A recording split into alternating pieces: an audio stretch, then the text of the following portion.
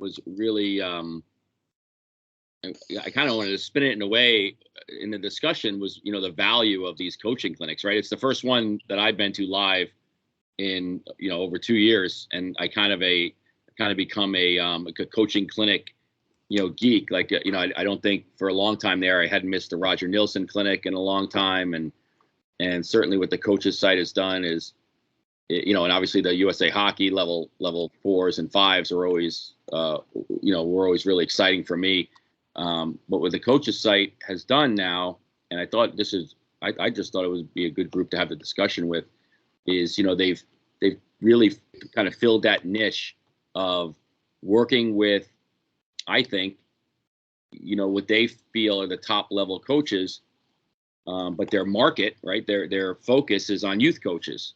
And I guess the discussion, based off, and I can read some of the guys that spoke and some of the girls that spoke and some of the subject matter that went on. But I was just really, my feelings on this is, sometimes you go to these coaching clinics and all of you either spoke at them, for them and attended. And that's one of the things I've really been impressed about, right? Is that if you're going to these clinics and speaking, how many of the presenters actually sit through the whole clinic, and they're the most engaged. They're the ones always writing notes. They're the ones always taking notes. It's amazing to me. But really, the subject that I would love to talk about a little bit is just, how these coaching clinics relate to the bulk of the people you're going after, and that's youth coaches. And my feeling is sometimes they're way over their head. I know a lot of the guys that were at the coaching clinic for the coaches site out at the University of Michigan. There's probably at least 4 or 5 that I met that were at Daryl's clinic down in Florida. Daryl Belfry had his, I know Wally's mentioned his new podcast a little bit, but Daryl had his live session down in Florida.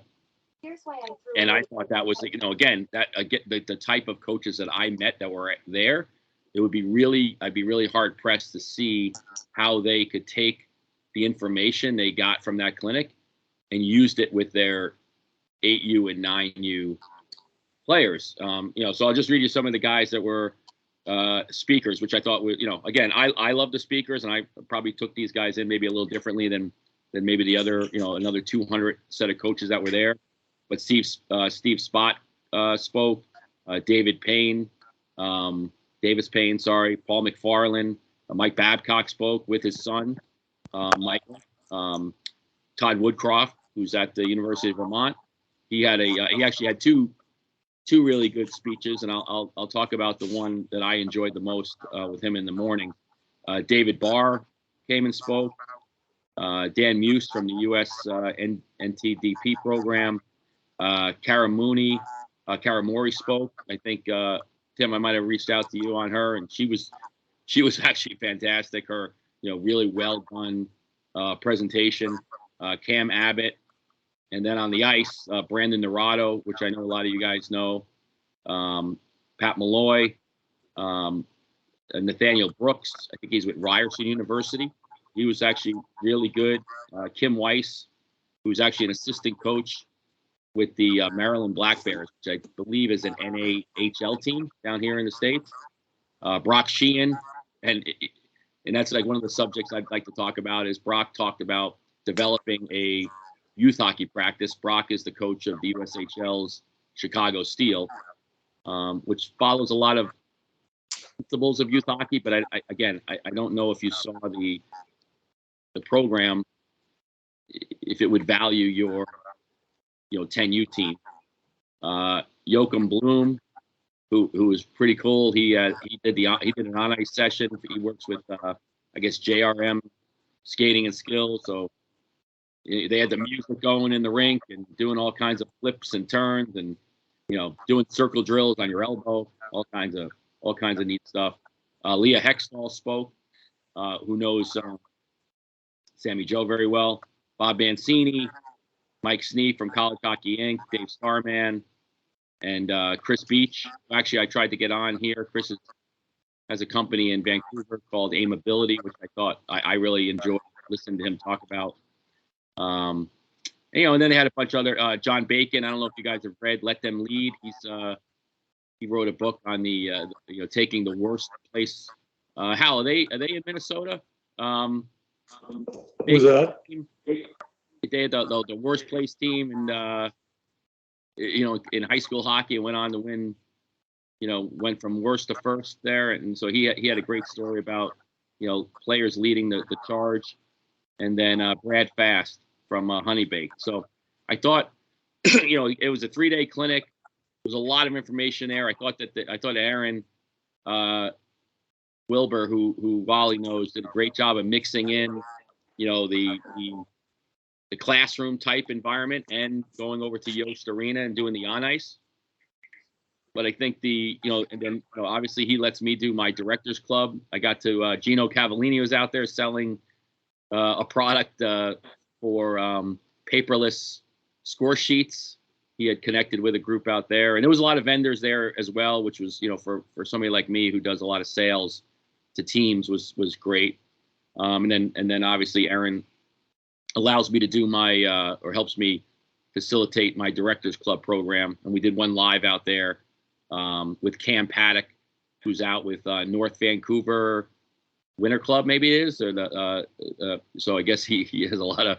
He was talking about the the challenges of that. That's like a pretty exclusive club I gather to belong to, and I also had on that same broadcast we had Matt Deschamps, who's an assistant coach with the Chicago Steel, and Matty had played for me growing up, and played at the University of Maine, coached at Red Bull Salzburg for a little bit.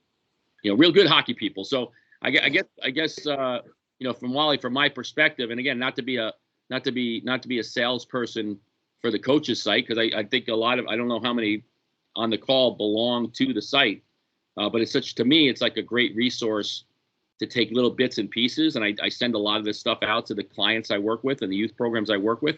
But I think from a perspective of a youth hockey coach, it's maybe just having the conversation about what the value is of going to a clinic like this, and then what recommendations would we give, especially from people that speak at these things all the time, to give to programs that could help better frame and what they're doing for the youth hockey community. I could certainly see a lot of the stuff that went on helping junior hockey, college hockey, pro hockey, a lot of stuff that Woodcroft talked about, and some of the NTTP program guys, Chicago Steel guys, really was based on teams having hours and hours and hours of ice and resources, and the opportunity to have the rink to themselves at all hours of the day. And I don't know how exactly that transfers to the youth hockey environment that often we talk about, and about that base of if we're going to make better players, we've got to help make better coaches. And I will say that the overriding theme of the 3 days that I was there really came down to communication. And it's funny how Wally brought up the mission statement part, is that you could hear in all of these presentations coaches talked about, a lot of it had to do with what kind of culture they had set up. Dave Barr actually had a great speech on that, and Kara Mori talked about what she's done with her players and how they got them to believe and gain some grit, and really just have that piece in the back of their head that the communication aspect was so important. And I think my honest opinion is that I think that's where we lack the most at the youth hockey level. So that's kind of it in a nutshell. I mean, it's certainly something that if you're a member, you'll have access to all those presentations anyway, because they'll start to, they'll edit them and put them on the site. And again, I thought it was a great opportunity to see people finally, face to face. And my value from a lot of these clinics, most of the time, is the time that I'm not in the clinic, that I'm out, speaking with the other coaches and the people that are attending these programs, and just having these conversations offline, based off of some of the matter that was given to the clinic. So I'll leave it at that for now, but if you have any questions. But I think it's I think it was a really great opportunity for me, just as a coach that works with a lot of coaches, to hear a ton of other content, But I think selfishly, I think those 3 days was no different than what we do here on this call, and a lot of the conversations that we have, and really valuing these great, the great hockey people that you have in the room together. And Mike, it is a great group, and as you were speaking, and you're the only one with hair that's still the original color. Just about every one of us has been to multiple coaching clinics over the years, and the biggest not a concern, but I'm always curious about what will people take away that they will apply and make useful for their coaching environment. And you're working with youth hockey and associations like many of us have, and Tim's working with international female hockey, and I'm not actively coaching. Health still is. So when you go to a clinic like this, I'm really curious if there's anything you are going to take away and hands-on experiment with sooner than later. Yeah, well, I think for me, like the opportunity to be there and speak to the presenters off of their subject, and like Todd Woodcroft was great. Like we were joking around. One of his presentations he did in the morning that was actually sponsored by Huddle, which is the company that does a lot of the video editing and housing of all this video for these pro coaches and college coaches. And Todd was just talking about the need for video and how much they use it. And one of the kids he brought was his video coach from UVM, which I thought was fantastic that he brought this young guy who by the way had never played hockey, didn't know anything about hockey, just knew how to sort video and loved computers. And he gave him a job as their video guy, and he's really taken to it. But I think one of the funny things for me was how this person who had nothing to do in the hockey world, wasn't a player, was really one of the highest level people at the clinic, working with the highest level athletes in the program. So it just reaffirmed to me, how many other things there are out there other than being a player and a coach, that you could be active in the sport of hockey, and how there's just tons of opportunity for young girls and boys to not only have to aspire to be, a head coach or a player at the Division I level. But I know Tom had his hand up. Yeah. Tom, your speaker. There you go. Yeah, I've probably attended more clinics than anybody in the world, because I went to every Hockey Canada one. They used to have one every 2 years, and then they stopped doing it. Then the hockey site, and but I go to international ones. I really love the international ones. So I've done Bratislava, Vienna, Prague, Helsinki, and other places. And the neat thing about them is you get tickets each night to go watch games. And they don't go crazy either. They just go till like 4 p.m, and they realize that one of the benefits is being there with coaches and that you can talk, because the Hockey Canada ones used to be nuts. I remember Johanny came to one in Calgary, the last one in Calgary, and they started off at our breakfast. There's a guy talking, and we went to 10 at night. And he said, "Are you North Americans crazy? You think you're going to learn everything about hockey in 3 days?" Yeah. And yeah, so I just like it because you get really the feel of the European hockey and the teams chanting, and there's always a big, huge tent outside and beer gardens, and screen to watch the game, and a lot of them in places like Bratislava, the old town. Everybody goes down there in the old town, and they're singing their songs, and the different countries, and wearing their jerseys, and so that's an added thing, and it's probably cheaper to pay for the conference and go, because you get the tickets, plus they feed you a couple of times a day and a big discount on the rooms. And, so I was going to go to the one in Finland this year, but I was a little nervous. The Russians might shoot us out of the air, so I didn't go. But just thought I'd throw that in. They're really beneficial. And what I do is I take snapshots of the PowerPoint presentations, because they used to give a handout, but now they basically do PowerPoint presentations. And, there'd always be a handout, and then everybody would contribute a drill. And then some committee would pick out on different topics, and some committee would choose what they thought were the best ones and then put them together and give you a package. And I thought that was a kind of an added bonus there too. So yeah, that's my 2 bits worth here. Yeah, no, but I think you're right, Tom. I mean, one of the things that I would love, and when you go to these things, I think you get so much more value out of the time away from the presentation than you do in the presentation. So having, and we talk about this all the time just in teaching, right? I mean, if you're going to sit there for 8 hours in an auditorium and listen to, one good thing Aaron did do, I think, in this format was all the speakers only did like 25 minutes. It wasn't like a 50-minute presentation. He started doing that about 5 years ago with the coaches site ones, like in Vancouver. I went to a bunch. Yeah. Because you sit there for hours. It's really tough. Yeah, and for like somebody like me, and getting back to Wally's point, like what can you take away? Like if Kara gave her presentation and then they did a breakout room and said, okay, anybody that's interested in this subject can go to this other room and actually speak and talk and interact with the speakers and the person and that subject that you wanted to hear.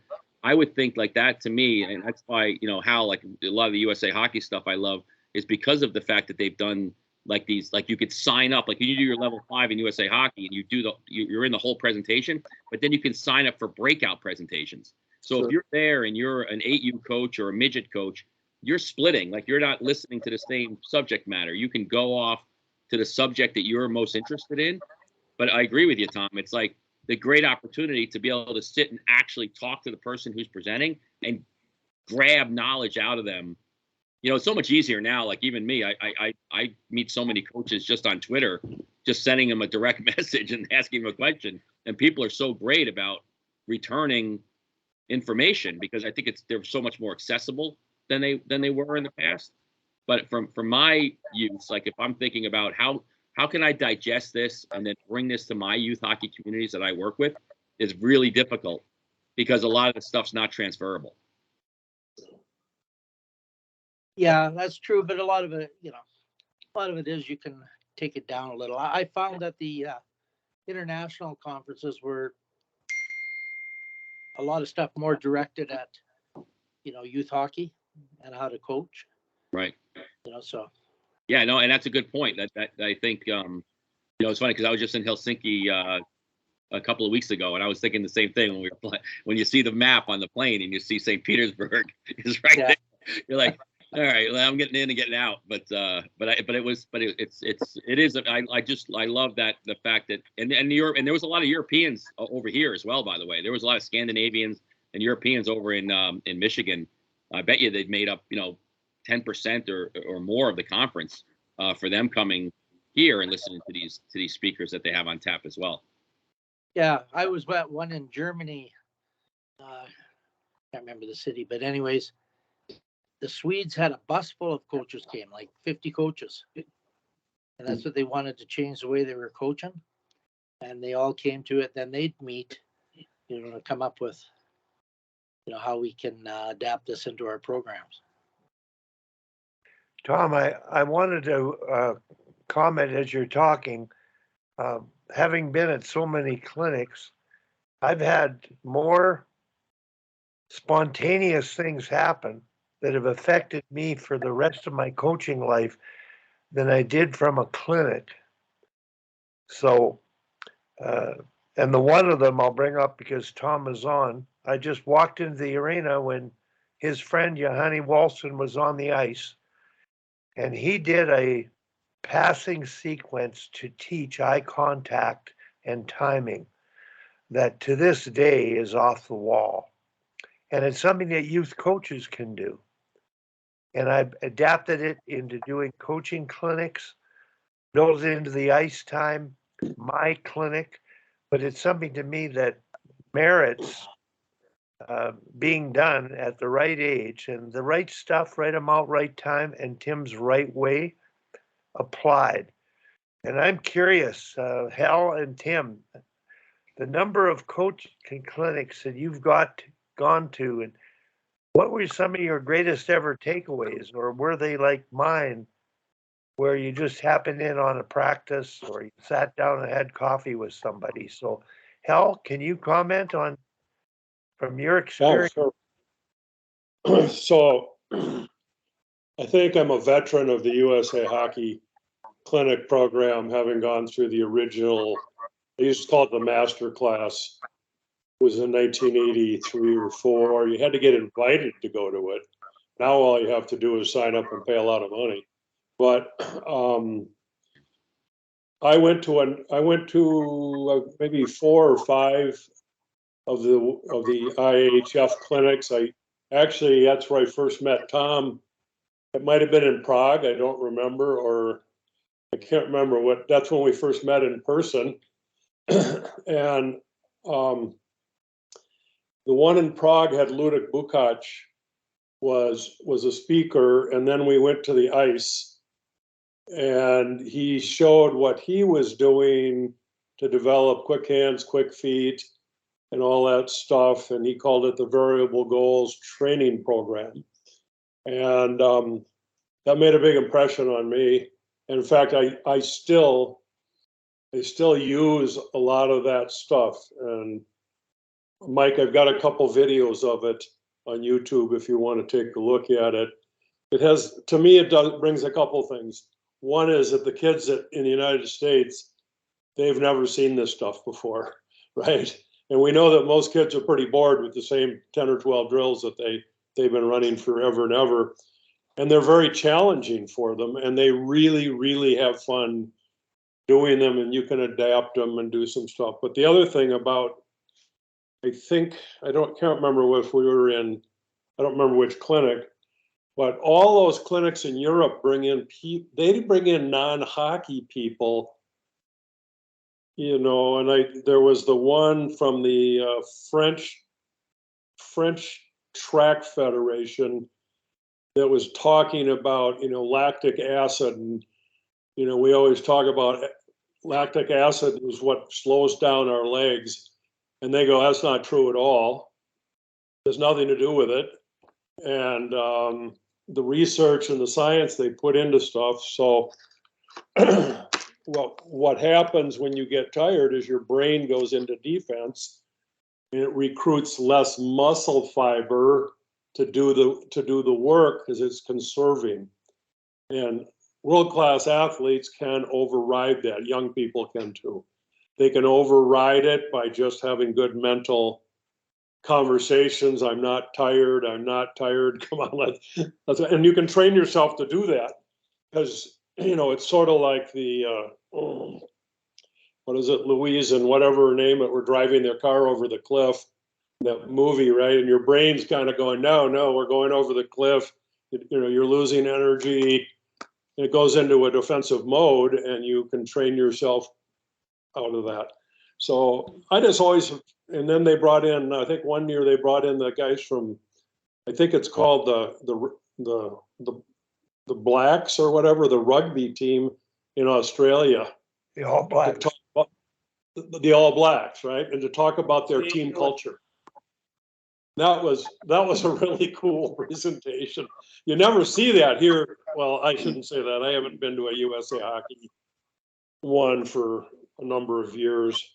But Mike, I think your assessment of the clinics are that they are pretty high level, and majority of translating that information and taking it down to squirts, peewees, or whatever is, you know, it's a whole different deal, right? And I see guys go to that and they go, all right, we're going to use, I had a guy tell me that he taught his U12 team, the Winnipeg system, the Winnipeg Jets system, because that was his favorite team. I'm going, well, what about skating and passing and stuff like? No, we just play their system. So I don't know. There's no perfect way. There's no right way. Guys like you, Mike, are doing a great job carrying the water and sharing the gospel. And I did it for a long time, but I get tired after a while. So No, you're actually got, Al, I think you're right though about but you see, I think that's the difference, right? In some coaches and the people that come to these clinics that can, like what Tom's doing, are you able to take the pieces you gathered and know how to decipher them into different modes, or are you just a copycat, right? Are you just taking like, oh well, because I mean, really, like I felt so bad for the JRM guys or JMR guys, the guys that did the power skating and they do a lot of like their biggest power skating phenomenal phenom in Sweden right now. Like they put a clinic out there and they sell out within 5 minutes. But it doesn't do anybody justice to see a 15-minute presentation at Yost Ice Arena because there's really no context in it. Like there's no building blocks. There's no, like, it's hard to look at that and say, like, I'd rather be on this call for 22 weeks than be in a 3-hour clinic where there's no context into that presentation that gets told, because you don't really, unless you're really going to dig in and understand, to your point, Hal, I mean, there's 500 level 5 coaches in USA Hockey right now that I would never allow to go on the ice with my kids ever. just because they're able to pay and be able to, I guess, fight through 3 days of clinics doesn't make you a great coach. It just gets you the certification you need. But I think for my piece of this, the reason I go to these clinics is probably more from Wally's side. And that's just for the connection and the ability to take a couple of little different pieces out of it to help me, not just check a box that I went to the clinic. And I will say this, the one good thing I like about the coaches site, although they're trying to change this a little bit, is there's no credit. Like you don't get, like you didn't earn, like the people that are there are going there because they want to be there. Like they want to learn. Although I think what is the coaches site? What is the coaches site? I'm sorry? The coaches site, what is it? Is it I don't even know what it is. Yeah, so they kind of took the place. It's just an international depository of presentations. They have a lot of guests. They'll do Wally's mission statement workshop and make it a course. Hopefully that's the goal. But a lot of this is just watching. They do a lot of they get a lot of high level coaches. And outside that game of hockey as well. Aaron actually does a really good job of finding a lot of people outside just the hockey world to give presentations, and then you can access those presentations all the time. I mean, I think probably for companies like his and platforms like this, COVID actually probably helped them because it became much more acceptable to do online presentations and do PowerPoint presentations over Zoom. So it really, I think it helped them build this database of coaches. So, but again, I think it's just another vehicle for coaches to access. It's a subscription site, a couple $100 a year is that right? Yeah, well, actually, it's funny. They just had a promotional campaign going on now where it's like $59 a year, which is really, I mean, it's actually unbelievable for the content that's there. It's I think it's a great value. I'll go sign up. That's cool. I think that's great. And I was waiting for Sammy Joe to get on, and I'll let Wally go, but I want to talk about Leah Hextall's presentation as well at some point. Okay.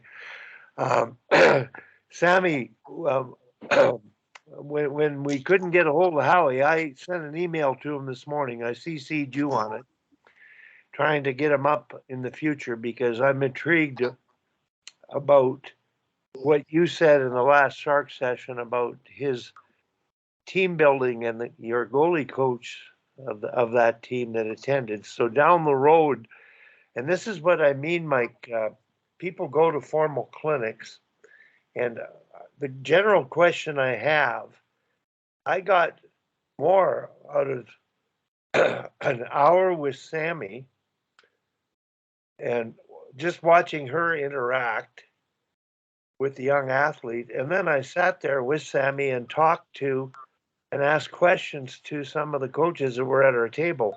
And my questions were absolutely dated. Like, do you know Seth Martin? But for me, I got so much out of that. And I'm really curious.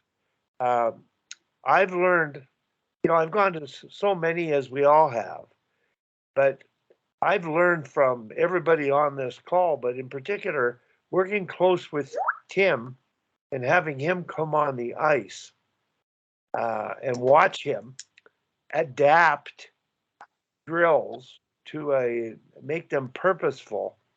It was a wow moment for me. I've seen a few people do it, but very few. So that fundamental teaching aspect at the U9 and U11 level, the hop, skip, and jump to the kids who can already skate and pass and get into tactics, and those that have paid a lot of money for individual help. So, and I just wanted to let you know that more is learned from these sessions than that. Now, Tim, I'm curious. He might have slipped out. Tim Bothwell, can you share your takeaways from coaching clinics you've experienced in the past, and what you've learned the most from that you've actually taken home and away? Go ahead, Tim. Well, thanks, Wally. Well, there are probably too many to even begin to list. I haven't been to too many the last 5 or 8, 10 years, but they're extremely useful in every way in terms of gathering tactical information, of course, which is everybody's number one goal. And I think it's probably maybe a good platform to re-emphasize one of the things you learn as you get more experienced as a coach is, and I think most of us would generally agree, is that the tactical side, although very important, is not as important as the relationship building side and the team building side, especially in the female game, but of course equally or near equally important in the male game.